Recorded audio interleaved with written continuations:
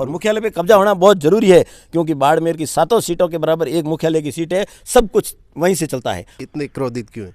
तो आप अशोक गहलोत को राजस्थान का कंस मानते?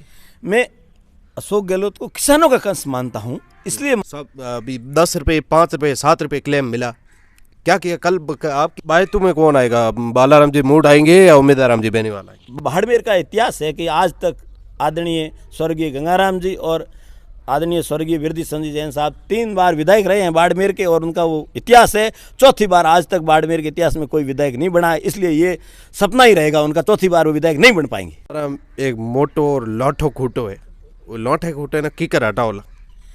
साथ खेताराम जी है, खेताराम जी जाखड़, जो बाड़मेर विधानसभा में इस बार दावेदारी की चर्चा इनकी हो रही है। हालांकि इनसे जब हम पूछते हैं तो ये बोलते हैं कि मैं कौन विधायक, मुझे विधायक नहीं बनना, जो कमल का फूल चाहेगा, जो भारतीय जनता पार्टी चाहेगी वही मैं करूंगा, और अगर जनता का नेतृत्व करने की क्षमता मुझे अगर जनता सौंपती है तो मैं बिल्कुल खरा उतरूंगा। खेताराम जी जाखड़ मेरे साथ है, किसी पहचान के मोहताज नहीं है, बाड़मेर भर के साथ राजस्थान भर में इनको लोग जानते हैं, और अच्छे ईमानदार और निष्पक्ष नेता है, मिलनसार और डाउन टू अर्थ कहते हैं ना, ईगो लेस पर्सन जो होता है, सबसे हंसकर 8 से 60 लेकर जो इनसे मिलेगा उसको अच्छा ही लगेगा, ऐसा इनका अच्छा प्यारा नेचर। खेताराम जी से मैं जानना चाहूँगा इस बार के चुनाव में क्या माहौल है और इनका क्या रवैया है। इनके साथ में भी काफ़ी नेता लोग दौड़ने वाले हैं।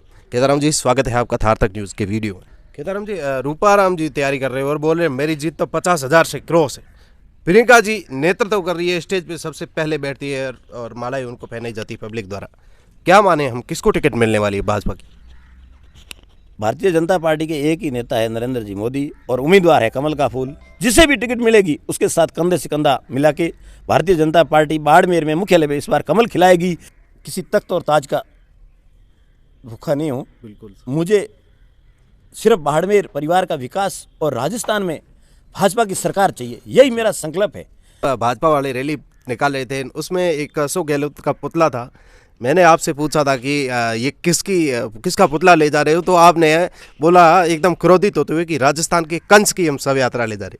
अशोक गहलोत को किसानों का कंस मानता हूँ, इसलिए मानता हूँ कि वो खुद को जादूगर कहते हैं। बेरोजगारी इतनी बढ़ गई है और भ्रष्टाचार बेहाल है, जंगल राज है। आप देखो, कोई की लड़ाई में कांग्रेस और अकाल का जुड़ाव है, वैसे ही अशोक गहलोत किसानों के लिए कंस जाते हैं, क्योंकि उन्होंने 1, 2, 3, 10 बोल के जिस तरह से आदरणीय राहुल जी ने किसानों को भड़काया और उनसे थोक में जो वोट दिए भाव लूट लिए और किसान लुटे रह गए, और आज तक वो 4 साल हो गए, अभी तक कोई जवाब नहीं आया। किसानों को 10 तक गिनती कब पूरी होगी, इसलिए अब लोग इंतजार कर रहे हैं कब चुनाव आए और कब उनकी गिनती वापस याद दिलाए। उन्होंने कल एक ऐतिहासिक फैसला लेते हुए जो 311 करोड़ था उससे 540 करोड़ तक बढ़ाया बाड़मेर जिले के लिए, इसलिए मैं मोदी सरकार का बहुत बहुत आभार एवं धन्यवाद देता हूँ, और आगे भी ऐसे किसानों के लिए हम लड़ते रहेंगे और करते रहेंगे। एक टाइम, अभी कुछ टाइम पहले बोला था कि मेवाराम जैसी मजबूत दीवार को कोई ढहा नहीं सकता, और मुझे बाड़मेर में कोई दूर दूर तक कोई भाजपा का कोई ऐसा नेता नहीं दिख रहा है। क्या कहना चाहोगे साहब?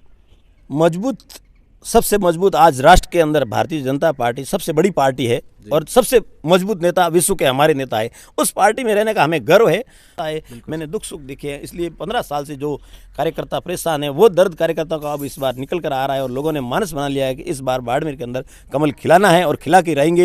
खेताराम जी, एक बात जानना चाहूँगा, आरएलपी जिस हिसाब से भारी पड़ती दिख रही है, उस हिसाब से आने वाले चुनाव में बाड़मेर में आरएलपी का क्या माहौल रहेगा? आपको क्या लगता है आरएलपी कितनी सीटें निकालेगी? राजस्थान के अंदर 180 के पार इस बार भारतीय जनता पार्टी की सरकार आएगी, और कोई संदेह नहीं है इस बार राजस्थान में सरकार आ रही है, उसके साथ साथ सरकार के साथ बाड़मेर में कमल खिलाएंगे। बाकी पार्टियां कौन क्या कर रहा है वो अपनी सब करते रहेगी, हम एक ही है लक्ष्य, हमारा अटल लक्ष्य कमल निशान। इसलिए हम सरकार, कांग्रेस सरकार से राजस्थान की जनता के अंदर त्राही त्राही मची हुई है, और जहां देखो हर चौराहे से कहाँ कौन किस जगह उठा के आदमी को ले जाते हैं, पता नहीं थानों के अंदर ये हो जाता है, आपस में एक दूसरे पे आरोप लगाते हैं, और कोई कहता है नकारा है, निकम्मा है, वो रगड़ा नहीं है, उसको राजनीति में नहीं आना चाहिए। लेकिन अशोक गहलोत खुद की कुर्सी बचाने के लिए एमएलए को छूट दे दी है। राजस्थान के जितने भी विधायक हैं उन्होंने खुली लूट मचा रखी है, और पक्षपात, भेदभाव और खुद के कार्य किसी जनता का काम नहीं कर रहे। और ये खासकर बाड़मेर के अंदर कर्मचारी है और जो भी कार्यकर्ता है उनके भेदभाव, चाहे सड़क मार्ग हो, चाहे बिजली हो, पानी हो, सब जगह यही हो रहा है।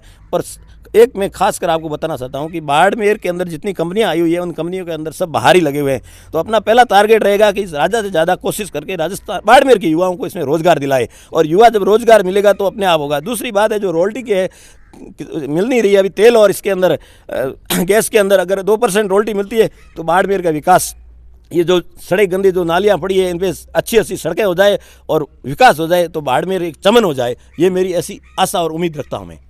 सब आप दूसरी पार्टी के बारे में कोई बात ही नहीं करते हो, हम पूछते हैं तो कुछ तो आप बताओगे थोड़ा बहुत आरएलपी के क्या दशा रहेगी? साहब मेरा किसी दूसरे का टांग खिंचाई का काम नहीं है, मेरा एक ही है खुद की पैरों के अंदर देखना, धरातल पे देखना क्या है। दूसरी जगह मारवाड़ी में कहावत है, खेत रुकाड़ी बाढ़ करे बाढ़ खेत खा जाए, राजा डंडे रेत को कहाँ जाए। अगर ये स्थिति अगर बनी हुई है बाड़मेर के अंदर पिछले 15 साल से जो ये भय और आतंक है, इस बाड़मेर को भय और आतंक से मुक्त करना है। तो इसलिए एक बार सभी कार्यकर्ताओं से सभी एकजुट होकर और भारतीय जनता पार्टी के पक्ष में मतदान करें और कमल खिलाए, यही आशा और उम्मीद। और मैं सभी बाड़मेर वासियों से विनती और अपील करता हूं और इसके साथ वो मुझे आशा और पूर्ण विश्वास है वो सबके साथ चलकर इस बार कमल खिलाएंगे, ये 100% सत्य और बात है।